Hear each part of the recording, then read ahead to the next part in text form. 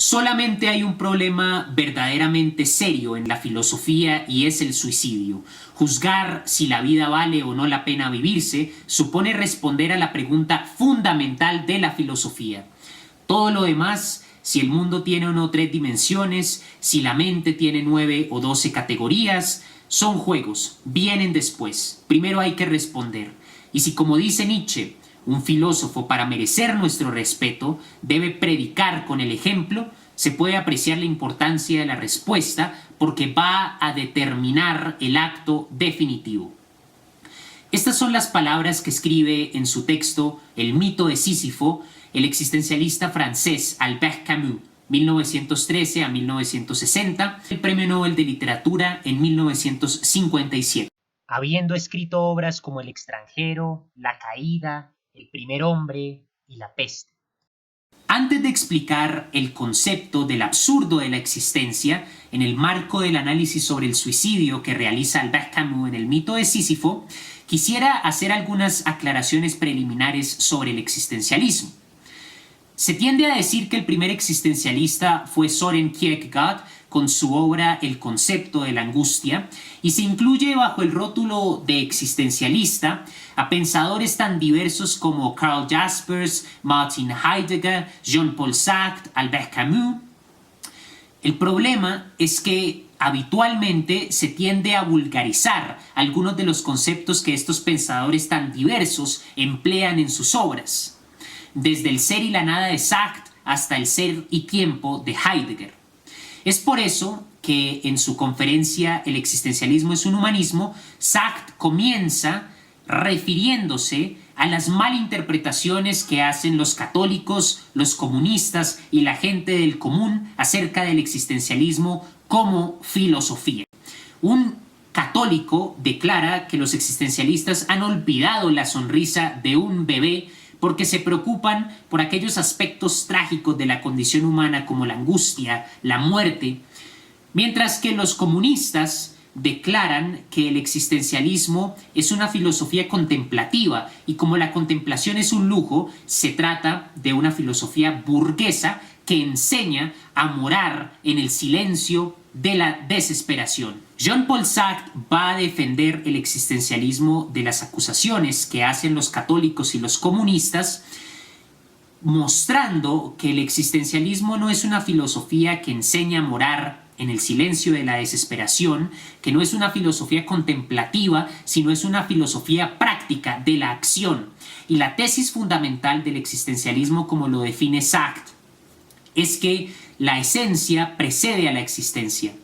Ya Martin Heidegger había introducido el concepto de Geworfenheit, que significa arrojar. Somos arrojados a la existencia y nuestra personalidad, nuestra identidad, emociones, aquello que nos define como individuos, se construye posteriormente, por lo que la esencia es posterior a la existencia. Jean-Paul Sartre ilustra esta tesis con el siguiente ejemplo.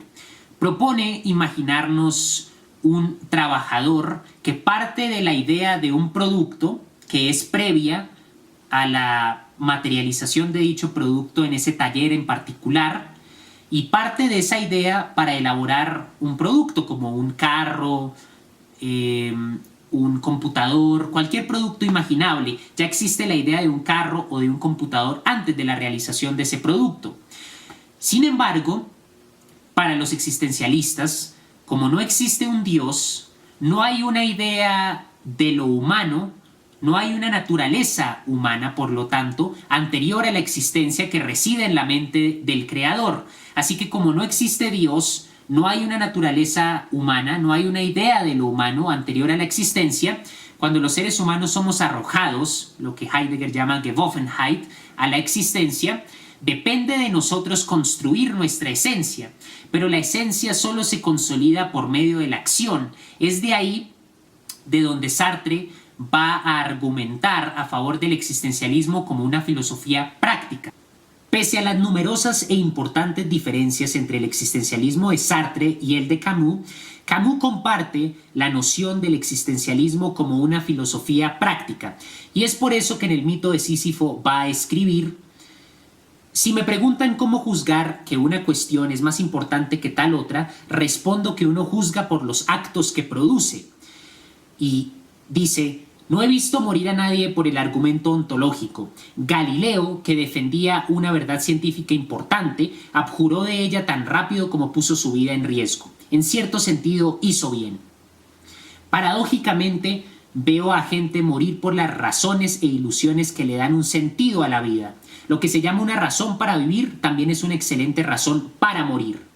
Luego, el criterio de Camus para escoger en el mito de Sísifo el suicidio como el tema fundamental de la reflexión filosófica tiene que ver con el hecho de que la actitud que se tenga frente al suicidio va a determinar el acto definitivo en la existencia humana. Si se ve el absurdo de la existencia, que más adelante voy a explicar, como una conclusión, se valida el nihilismo, se legitima el suicidio y por lo tanto la muerte. Pero si el absurdo de la existencia se ve no como una conclusión, sino como un punto de partida, la existencia se vuelve un proyecto existencial que guarda la misma relación con el sujeto que la vive como la que existe entre una obra de arte y el artista. Camus define el absurdo de la existencia como el divorcio entre el actor y su escenario. Es la inauguración del impulso de la conciencia sobre el aspecto mecánico de la existencia. Ese impulso de la conciencia es el porqué al final de los actos mecánicos exigidos por una existencia repetitiva unidimensional. La conciencia del absurdo rompe la cadena de una existencia mecánica y permite descubrir la hostilidad milenaria del mundo, hasta qué punto el mundo es irreductible, inaprehensible, inefable. El absurdo de la existencia es el conflicto entre la nostalgia de lo absoluto en el ser humano y el silencio con el que responde el universo. El conflicto entre la búsqueda de principios absolutos y la irracionalidad de un mundo sin creador, sin verdades absolutas. A lo largo de la historia de la filosofía occidental, desde los presocráticos hasta la metafísica de Schopenhauer, el idealismo de Hegel, se ha presentado una clara tendencia a buscar explicaciones absolutas, únicas de la realidad. Los presocráticos, Heráclito, Anaximandro, Anaxímenes, Tales de Mileto, Parménides, buscaban un único principio, el arjé, que pudiese explicar la esencia de la realidad. Platón, en la teoría de las formas, habla de ideas independientes del contexto humano que son inmutables, universales. Incluso Schopenhauer, en su metafísica, establece la distinción entre esencia y apariencia y afirma que el mundo fenoménico es una representación de una voluntad cósmica siempre deseosa e insatisfecha, tomando esa distinción entre noumeno y fenómeno que hace Kant en su filosofía trascendental. Pues bien, la noción del arjé en los presocráticos, de las ideas en el topos uranio, en la teoría de las formas de Platón, la distinción esencia y apariencia, el concepto del espíritu absoluto en Hegel, responden para Camus a esa nostalgia de lo absoluto, a ese deseo humano de reducir el universo a principios universales, inmutables, que tengan las características directamente opuestas, antitéticas, a las características de la condición humana. Los seres humanos somos mortales, estamos sujetos al devenir, así que tenemos una nostalgia por lo inmutable, lo inmortal, lo que perdura, lo que no está sujeto a la multiplicidad de las apariencias y al cambio.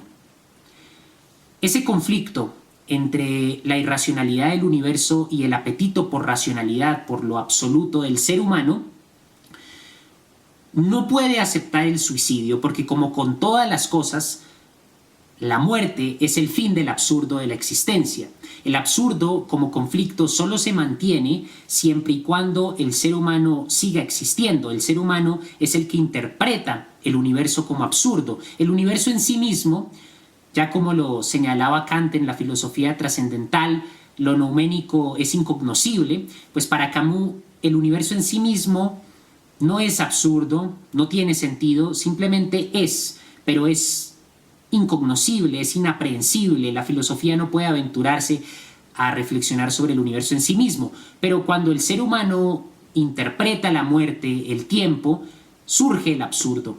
Así que en el mito de Sísifo, Camus niega el absurdo de la existencia porque se necesita de la vida para que el absurdo se mantenga. Y el absurdo no es una conclusión, sino es un punto de partida. En un universo sin Dios, habiendo asesinado a Dios, como escribe Nietzsche, la forma en la que se combate la desesperanza, que surge a partir de la realización de que el hombre está condenado a ser libre, está completamente solo en el universo, de que la moral es una construcción que varía dependiendo de la historia, es la responsabilidad del sujeto que, como el actor que se da cuenta que ha estado actuando un guión o una narrativa ante un auditorio vacío, tenga la valentía no de salir del escenario, que sería el suicidio, no de reintegrarse a esa narrativa que mecánicamente, ciegamente había estado actuando, sino de crear una nueva narrativa, un guión que responda desde su subjetividad como criterio, desde su individualidad como punto de referencia y juicio normativo, frente al absurdo de la existencia, para definir su vida, para negar el suicidio y para ser capaces de alcanzar la autorrealización y la plenitud en un universo sin creador, donde no hay nada después de la muerte y donde la vida no tiene un sentido intrínseco.